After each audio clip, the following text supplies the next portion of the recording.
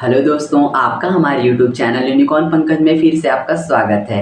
आज मैं आपके लिए एक नया वीडियो लेकर आया हूँ जिसमें आपको बताने वाला हूँ कि आप एक सिविल इंजीनियर कैसे बन सकते हैं। बहुत सारे लोगों का ये मानना होता है कि हम एक गरीब फैमिली से बिलोंग करते हैं और हम इंजीनियर कैसे बन सकते हैं। तो मैं बता देता हूँ कि आप एक इंजीनियर बन सकते हैं। इसके लिए आपको कुछ स्टेप्स फॉलो करने होंगे। इसके लिए आपके सिविल इंजीनियर बनने के लिए उसके बारे में सारी जानकारी आपको पता होनी चाहिए, जिसके बारे में मैं आपको इस वीडियो में पूरी तरह से बताने वाला हूं। अगर आपने अभी तक हमारे चैनल को सब्सक्राइब नहीं किया है तो प्लीज़ चैनल को सब्सक्राइब कर लीजिए, बेल आइकन को भी प्रेस कर लीजिए ताकि मेरे इसी तरह के आने वाले नए वीडियो आप तक पहले पहुंच सके। तो चलिए चलते हैं और वीडियो को करते हैं स्टार्ट और आपको बताते हैं कि आप किस तरह सिविल इंजीनियर बन सकते हैं। वर्तमान समय में सभी व्यक्ति एक अच्छा मुकाम बनाना चाहते हैं। आजकल इंजीनियरिंग के क्षेत्र में युवाओं में रुचि बढ़ती जा रही। लोग अपना अच्छा मुकाम बनाने के लिए एक इंजीनियर बनना चाहते हैं, क्योंकि लोगों को पता होता है कि इंजीनियरिंग के फील्ड में स्कोप बहुत ज़्यादा होता है। अगर आप भी एक इंजीनियर बनना चाहते हैं तो आप सही वीडियो पर आए हैं। आज मैं आपको इस वीडियो के माध्यम से इंजीनियर किस तरह से बनते हैं इसके बारे में पूरी जानकारी देने वाला हूँ। सिविल इंजीनियर बनने से पहले आपको ये जानना होगा कि आखिर सिविल इंजीनियर होते कौन है, सिविल इंजीनियर का काम क्या होता है। इन सब चीज़ों के बारे में आपको जानना होगा, तभी आप सिविल इंजीनियर बनने के पहले पड़ाव पर पहुंच सकते हैं। तो चलिए चलते हैं और आपको बताते हैं कि सिविल इंजीनियर आखिर होते कौन है। सिविल इंजीनियर जो कि इंफ्रास्ट्रक्चर के क्षेत्र में महत्वपूर्ण भूमिका निभाते हैं।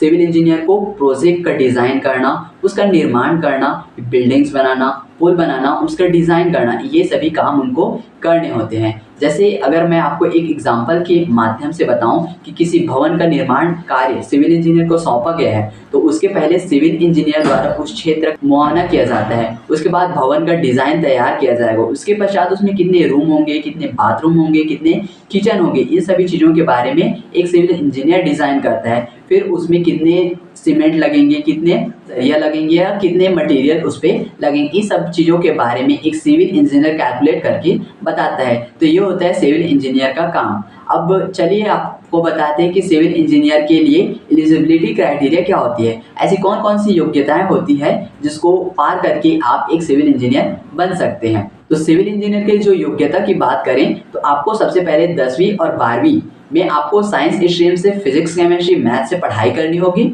उसके बाद आपको इसमें 12वीं में पीसीएम सब्जेक्ट में सबसे पहले आपको 55% मार्क्स लाना बहुत ज़रूरी है। यदि आप इंजीनियरिंग में पोस्ट ग्रेजुएशन करना चाहते हैं तो इसके लिए आपको कम से कम 0 GPA से सिविल इंजीनियरिंग में बीटेक या बीई जैसे डिग्री में 50% मार्क्स होना बहुत ज़रूरी है। इसमें आपको इंग्लिश भाषा में भी आनी चाहिए। अब आपको उसके बाद ये सभी जानकारी होने के बाद आपको कॉलेज में एडमिशन लेना होता है। ये सभी नॉलेज होने के बाद अब आपको क्या होता है कि कॉलेज में एडमिशन लेना होता है। कॉलेज में एडमिशन लेने के लिए आपको 12वीं 55% मार्क्स से कंप्लीट होनी चाहिए, जिसमें आपकी फिजिक्स, केमिस्ट्री, मैथ इंक्लूड होनी चाहिए। अब कॉलेज में एडमिशन लेने के लिए आपको सबसे पहले एंट्रेंस एग्जाम दिलाना पड़ेगा। अगर आप इंजीनियरिंग में टॉप इंजीनियरिंग कॉलेज में अगर एडमिशन लेना चाहते हैं, क्योंकि हमारे इंडिया में जो टॉप इंजीनियरिंग कॉलेज होते हैं उनको IIT, NIT और GFTI बोला जाता है। अगर आप इन कॉलेजों में एडमिशन लेना चाहते हैं तो इसके लिए सबसे पहले आपको जेईई मेंस और जेईई एडवांस की एग्जाम जो कि एंट्रेंस एग्जाम होते हैं उनको आपको क्लियर करना पड़ेगा।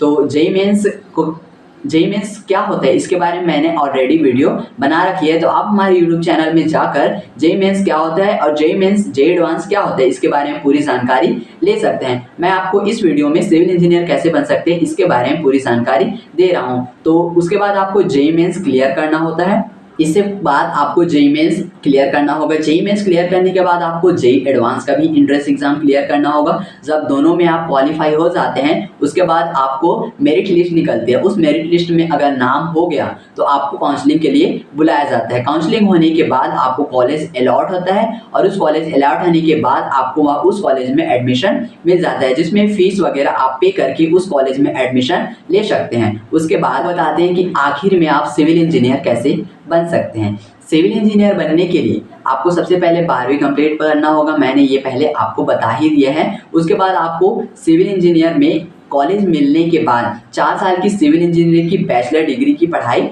पूरी करनी होगी, जिसमें फर्स्ट सेमेस्टर, जिसमें टोटल 8 सेमेस्टर होते हैं, उसमें आपको 8 सेमेस्टर में आपको पास करना होगा। अगर बैकलॉग नहीं लगे तो आप एक अच्छे इंजीनियर बन सकते हैं। उसके बाद आपको 4 साल की डिग्री पूरी करने के बाद अच्छे से जीपीए के साथ आपको पास करना होगा। उसके बाद आपको एक ट्रेनिंग जूनियर इंजीनियर के रूप में किसी सीनियर सिविल इंजीनियर के पास जाकर ट्रेनिंग लेनी पड़ेगी, जिससे वो आपको उसके बारे में पूरी नॉलेज हो जाएगी।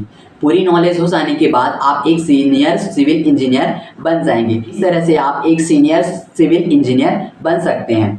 अब बात करते हैं सिविल इंजीनियर के सैलरी की। किसी भी कोर्स को करने के बाद जॉब करने से पहले आप एक फ्रेशर होते हैं। हम सिविल इंजीनियर के सैलरी की बात करें तो अगर आपका अनुभव अच्छा है, आपने एक्सपीरियंस अच्छा कर रखा है, तो एक्सपीरियंस करने के बाद एक टेक्निकल इंजीनियर को 4 से 5 लाख प्रतिवर्ष दिया जाता है। इन्वायरमेंटल इंजीनियर को 5 से 6 लाख प्रतिवर्ष दिया जाता है। कंस्ट्रक्शन इंजीनियर को 4 से 5 लाख प्रतिवर्ष दिया जाता है। और उसके बाद लिंक कंट्रोल सर्वेयर इंजीनियर को 6 से 7 लाख प्रतिवर्ष दिया जाता है और प्रोजेक्ट मैनेजर को 9 से 10 लाख प्रतिवर्ष दिया जाता है। इस प्रकार से इनकी सैलरी डिवाइडेड होती है। तो आशा करता हूँ कि आपको मेरा यह वीडियो अच्छा लगा हो, और अगर आपको मेरा वीडियो अच्छा लगे तो प्लीज़ वीडियो को लाइक कर दीजिए, चैनल को सब्सक्राइब कर दीजिए, साथ ही साथ बेल आइकन को भी प्रेस कर दीजिए ताकि मेरे इसी तरह के आने वाले नए वीडियो आप तक पहले पहुँच सके। धन्यवाद।